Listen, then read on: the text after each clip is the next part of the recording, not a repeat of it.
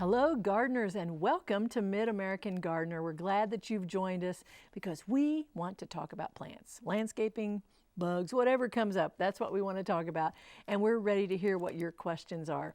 Now, I'm Diane Nolan, and I teach horticulture at the University of Illinois in the crop science department.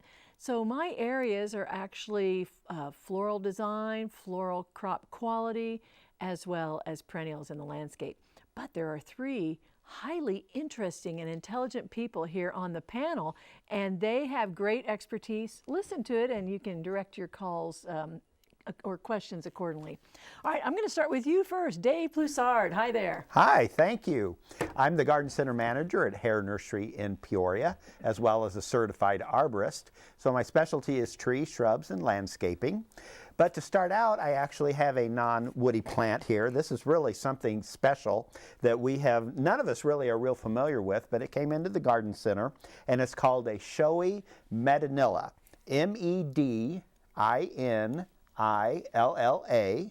And it's also called a rose grape plant. And I think the reason that they call that, if you look at it, rose because how floriferous it is and pink and showy, but also the way the real flowers look like grapes hanging down on it.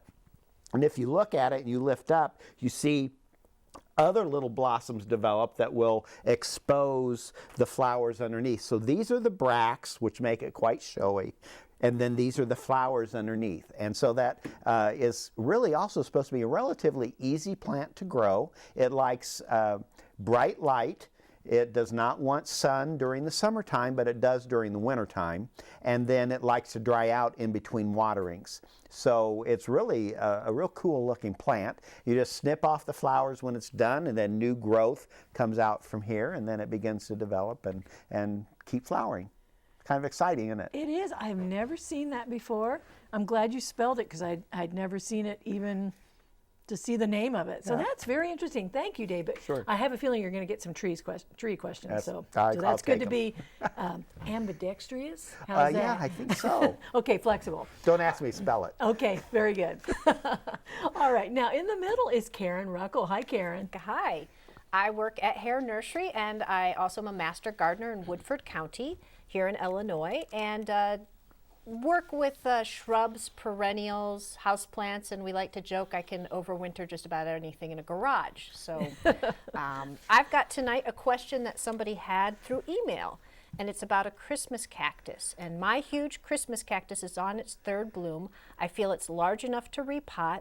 How do I go about doing this? Well, now is really a good time because in spring is typically when you would want to repot a lot of your houseplants. They're starting to get new growth, and so before a lot of that onset of the new growth, it's good if you need to upsize them.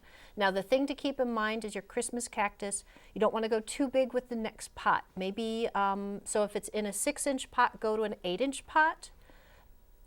Don't get too big because you want it to slowly root in. If you go to too big of a pot, it actually, the new soil will stay too moist, and they don't like to stay overly wet, so that could just cause problems. So go ahead, do that now.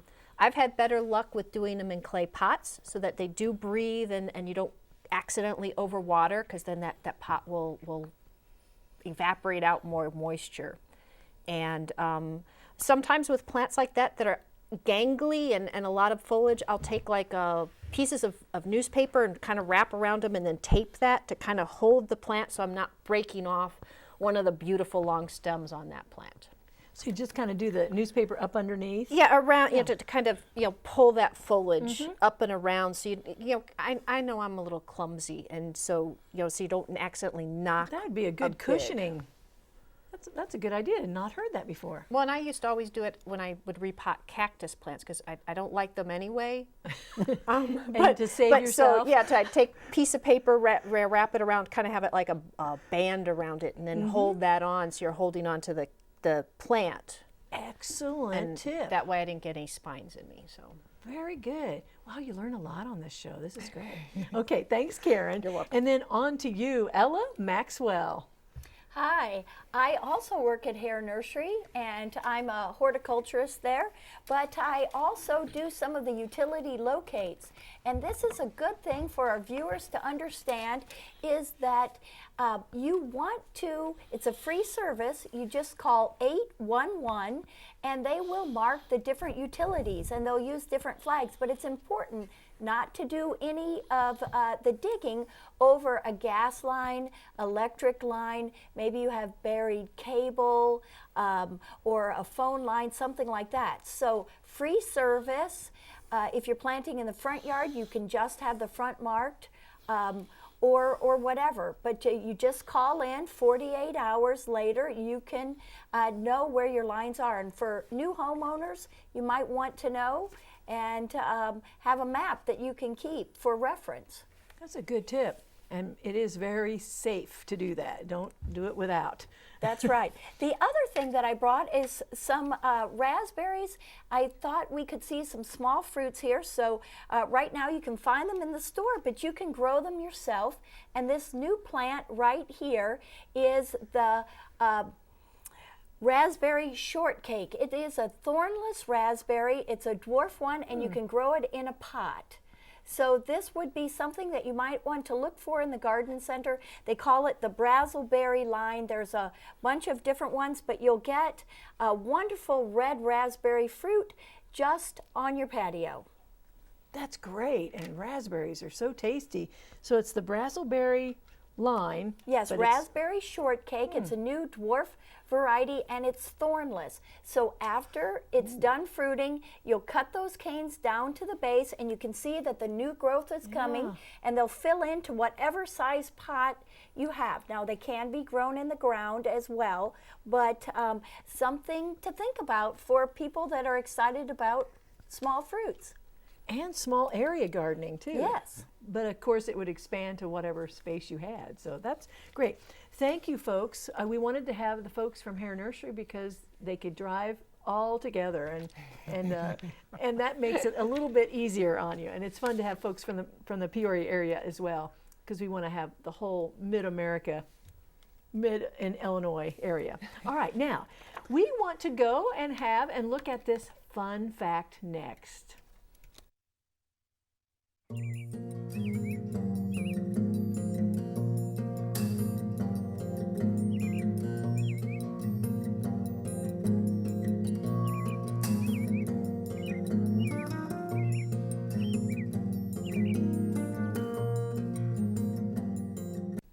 Yes, it's fun to educate and to entertain. So we like having our panelists send in all of these different things. And so you do learn some very good information.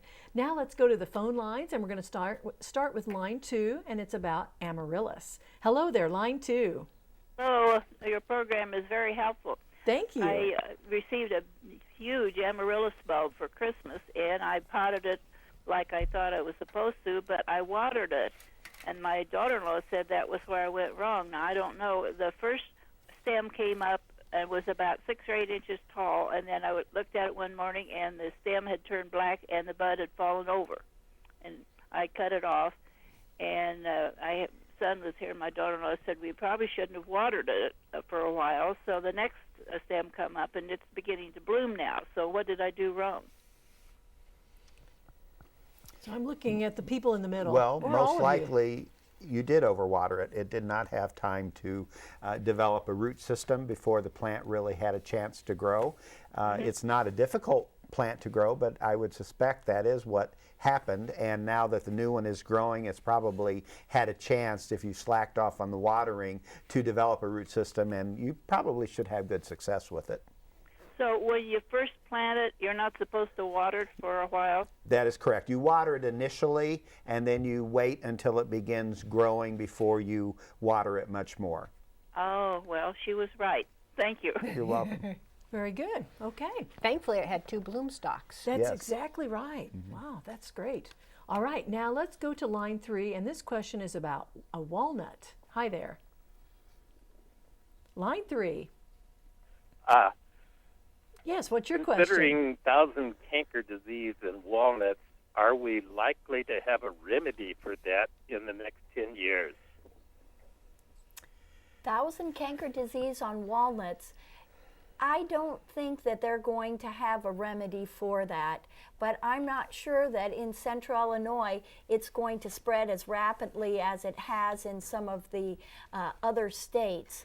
So I'm sure they are working tirelessly on that situation, but the fungal diseases are much more difficult to find eradication solutions than insects, and we know how moderately successful they've been with some of those problems. Thank you very much. Sure. Very good. Okay. Now, next we're going to go to line 6, and this is a houseplant question. Hello. Hi. Yes. My name is Kate Sorrows. I live in Jacksonville, Illinois, Great. and you have a wonderful show. I watch you every week. Thank you. I have a cyclamen that I've had over a year. Okay. My daughter gave it to me a year ago. She bought it at Walmart. It's just one of these little bitty pots, and I haven't done anything but let it dry out and water it and let it dry out and water Yes. it. It has Excellent. bloomed continually up until 2 weeks ago, and now all I'm getting is leaves, and I don't know what to do. Should I leave it alone? Will it ever bloom again? Or whatever. I'll hang up and listen to your answer. Okay, thank Thank you. you. That is a miracle it lasted that long. That is really good. Now, what should we tell her? Well, I think you will get it to bloom again, but you just have to wait. I think sometimes they go through a resting period, and I also think that the flowers initiate in cooler temperatures and shorter day lengths. So I'm sure it'll be blooming again in another couple of months. What she said was so great, though. She lets it dry out in between. Yes, that's right. And I think a lot of people kill cyclamen within the first month because they overwater it. Yeah. And it seems like they don't want to be watered right down through the crown. That's so true. Over Christmas time, when we had a period we were closed and the cyclamen in the greenhouse were not getting watered, and when we came back, they were flowering magnificently. And yeah, and then been watered, and that's what they need, right? Well, I remember our teacher in school telling us to water around the edge or from underneath because Dr. Carbonell was a great greenhouse production person. He was a great teacher. Yes, he really was. And we all had him as That's our right. teacher. Yes. So I just remember that. And that's been a couple weeks since we've learned that in school, or years, or decades. Now, let's go on to line 4. And this question is about weeds. Hi there. Yeah, hello. I enjoy your program very much. My name's Thank you. Keith. I'm calling from Springfield, Illinois. Great. Due to the drought last year, my whole backyard, and it's even traversed over into my landscaping rocks around my shrubs. Excuse me, I'm talking too fast. And I don't know if it's creeping Charlie, what it is. It looks like little parsley plants, and some of them might have purple flowers on them. It's literally massively taken over the yard. I don't know whether to till the whole backyard up and replant or what. Is there anything I can do to kill that out of there once and for all? When I was in Florida, I bought some Weed Begone Max for southern lawns. I thought, well, maybe, warmer climate, maybe, and I brought this back. I haven't used it yet to put on the hose, but can you recommend anything I can get rid of it all once and for all? I mean, it's massive in my yard in landscape rocks. Okay. Dave, you got... The Weed Begone Max should take care of it. It's not really very difficult. It is most likely henbit, which is a cooler season weed, and so the spraying, maybe as much as you have, may require more than one spray, but most of the time a good spray where you're thoroughly covering the plant should take care of it. If the Weed Begone Max isn't taking care of it, you could try Fertilome's Weed Free Zone, which is especially formulated for cool season, but now it's warming up, so the Weed Free, Weed Begone Max. Weed Begone, thank you, should work fine. Yeah. Right. Just be sure to check on the label that it is labeled for that. That's an important thing that we like to get across to our viewers is to read that label, follow the label. And henbit is a cute little purple flower. It is. It's Some pretty at a people- distance. It Yeah. whirls and then leaves and whirls. So, Would like to have it. and they probably could go to some neighbors' houses and put it in a container, but don't don't put it in the lawn because it really likes cool season. Okay, well, let's move along. Oh, we have a question about asparagus, and it's on line 5. Hi there. Hi, good evening. We have a question about when to fertilize asparagus. We had our first asparagus for supper this You evening. did? Oh, where are you calling from? That is making us envious. I've been watching every day for it. Well, I would actually say in winter is when I fertilize mine. I fertilize when they're not up yet, but I suppose she could side dress with compost or something. But normally I put it on in January, February, into March. Anyone else want to comment on asparagus? But it's usually when it's dormant. Yes, I would concur. So Yeah, just enjoy it, and I'm sure. How many years have you had it? ooh, she might be gone. Well, But usually it will do well if you fertilize at least every other year, but every year. You cannot over fertilize them when they're dormant, it seems like. So maybe next year then get it done in the winter. Okay, now we have an interesting question for Flowers for Children's Garden on line 2. Hello there, line 2. Hello. Yes. Go this ahead. is Mary Beth, and we live in Potomac. Mm-hmm. And my daughter wanted to have a flower garden, Great. and we're trying to figure out the best kind of flowers for her. And at one stage, we want something, I know this is going to sound ridiculous, but that will grow through most of the summer and probably into maybe, September. What, do you have any suggestions? Okay. So how old is the child? She's 11. She has, she's in a special needs class, and this is going to be our little school project Great. for the summer, and take pictures and stuff. Excellent. And she loves flowers anyway, and she loves hummingbirds. Ooh, So this do is we a good have any tip. suggestions, please? I think we can help. all give a couple flowers for suggestions. Karen, you want to start off? Sure. Well, I'll let somebody else get the hummingbird. But what I was thinking of as a child, my favorite flowers that always had good success is marigolds. There's so many different colors.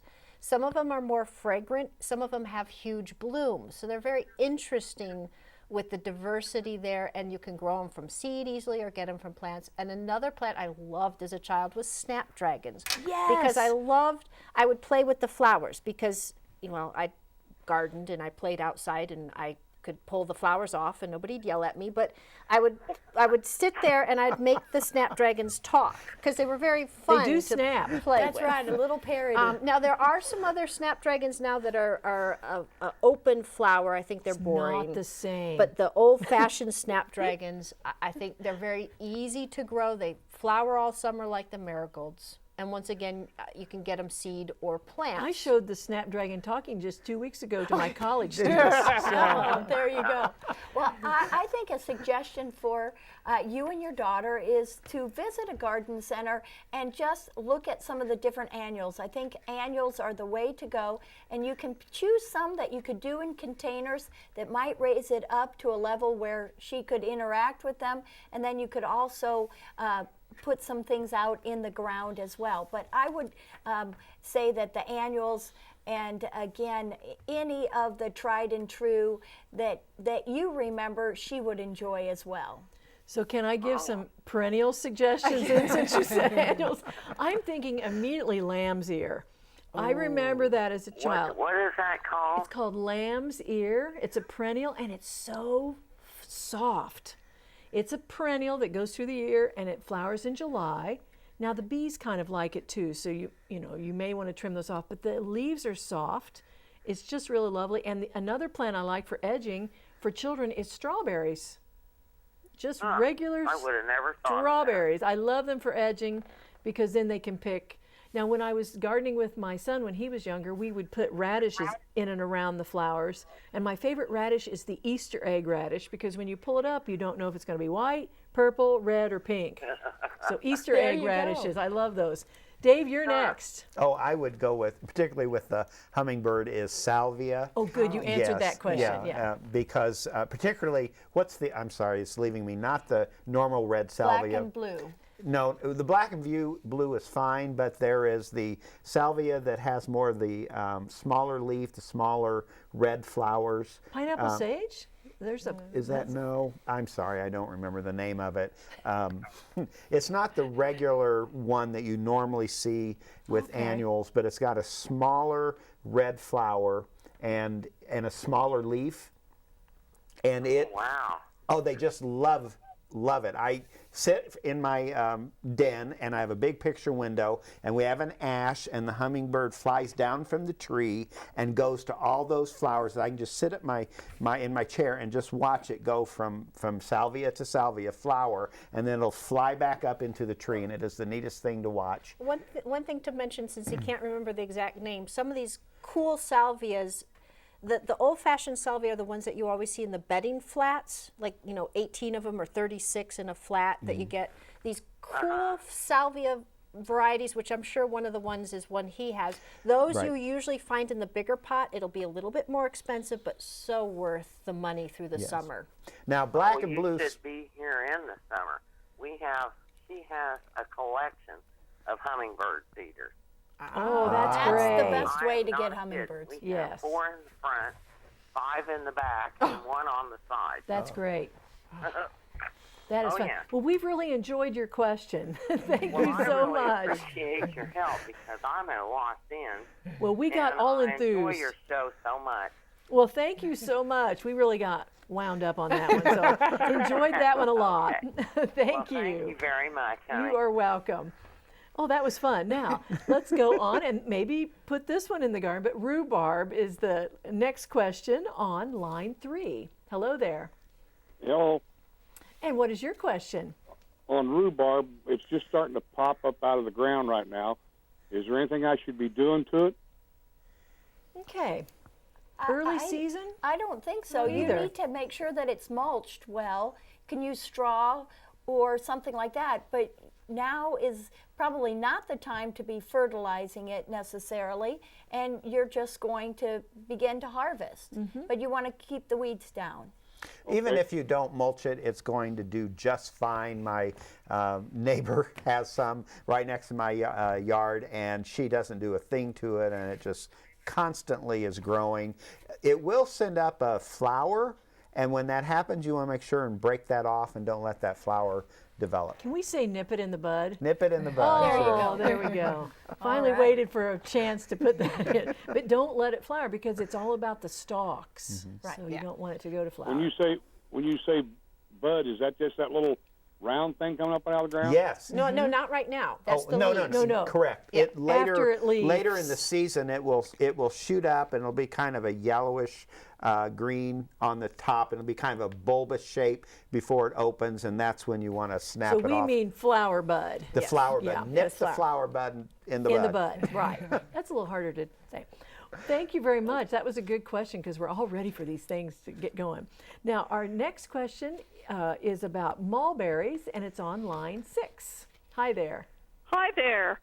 I just keep having more mulberries all the time, and I keep cutting them off. And when you cut them off, you get 6 more. Yes, Yes. you do. Oh, And yes. it's impossible to dig them. I just can't keep up with them.